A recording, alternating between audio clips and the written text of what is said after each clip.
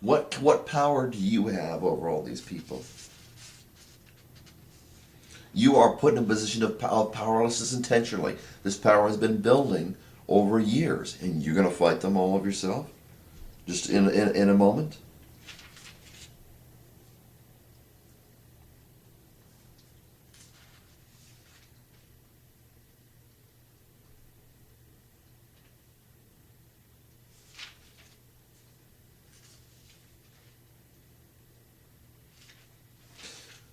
But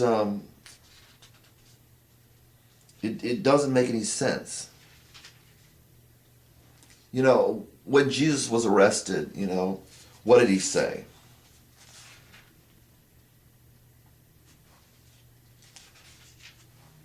That's what I forgot what I was getting to back here. He says all these things, and he's definitely against the governing Pharisees and the teachers of the law and the Sanhedrin and all that stuff that were ruling at that time. And then Jesus said, "Put your sword back into its place, for all those who take up the sword shall perish by the sword. Or do you think that I cannot appeal to my Father, and he will at once put at my disposal more than 12 legions of angels?" 12 legions of angels. A legion equals 6,000 troops. So 12 times 12, times 000, and then divide that by 2, it's thousands.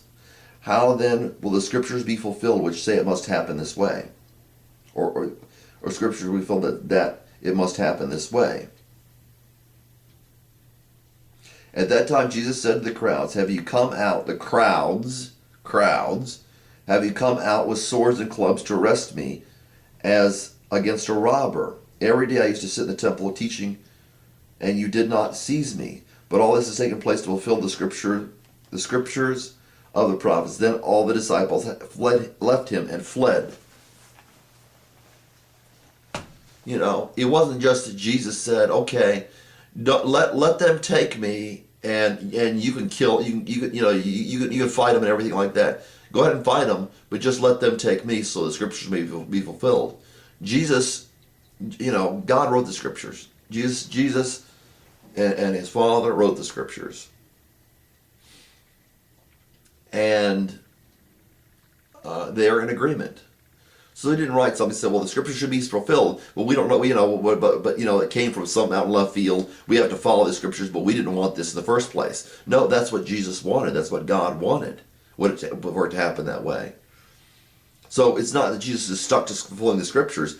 He's the one that wrote the scriptures. So that's why he wanted it.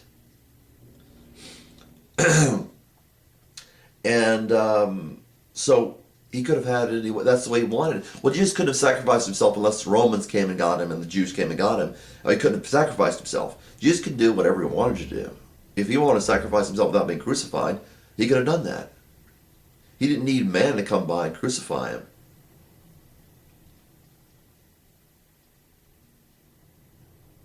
That was our example. That was what we're given. All the sayings that he said.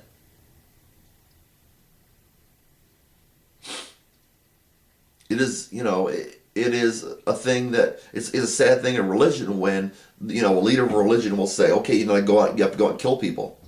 Jesus never said that. There was never said that unless God directs you, like with the Israelites, with the Jews, said, "Okay, you can go out and kill these people because I'm giving you their land, and they are sacrificing their children and all that stuff." Then it's okay, sure, take the land. Go ahead and drive them out. Fine. But what other place in the Bible does it say to do that? If God hasn't commanded it, where does it say in any place in the Bible you can do that? Nowhere. Jesus gives us an example. He could have sacrificed himself however way he wanted, but he did it at the hands of man. And it was probably more to make a point about man than about him.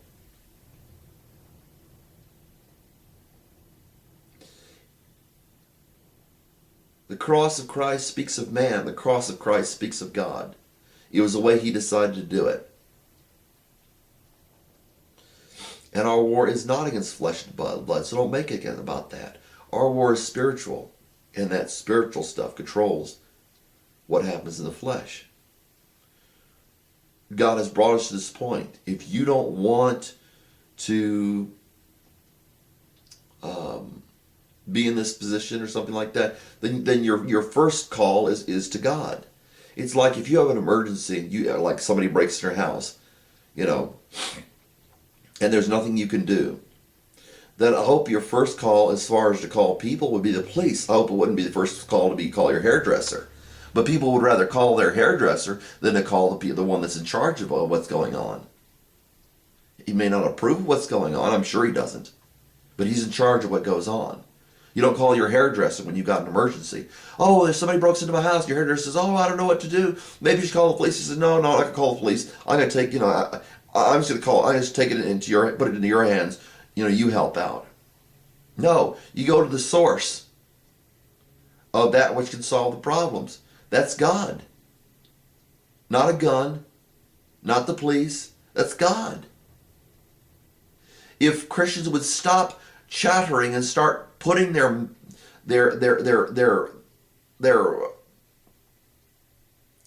money where their mouth is, because I don't believe they're cashing checks. I mean, you end up with an account with nothing in it, and then you write a big check, and you start waving it in front of the camera. You can't deliver those checks. You can't, because people won't accept them. They know there's no balance in your account. Set your mind on things above.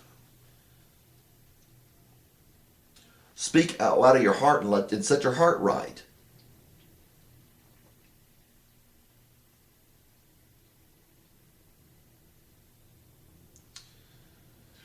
If you're going to live the life of Christ, then you got to live differently than doing all these all these atrocities that you complain other people are doing.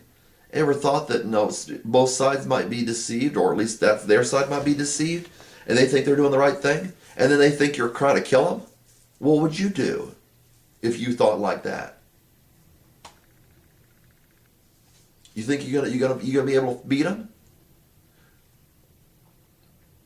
Jesus said, I'm going to sacrifice myself my way. And he gave us an example of how to sacrifice ourselves. That if it is something that God can stop, then let it be stopped. If it's something that should be stopped, then Jesus would have stopped it. I'm not speaking in ignorance on this thing. Something that's ignorant would be if you've got a troop of soldiers or whatever coming to your house, or police, they're breaking down your door and aiming their guns at every possible place they think somebody could jump out at them, and shooting anybody that aims a gun at them, it starts firing, then you're going to be killed. So you don't do that. Once again, your future is not in the hands of the quote-unquote global elite. Your future is not in the hands of the government. Which frustrates me when people always appeal to the government. We've got to change our country.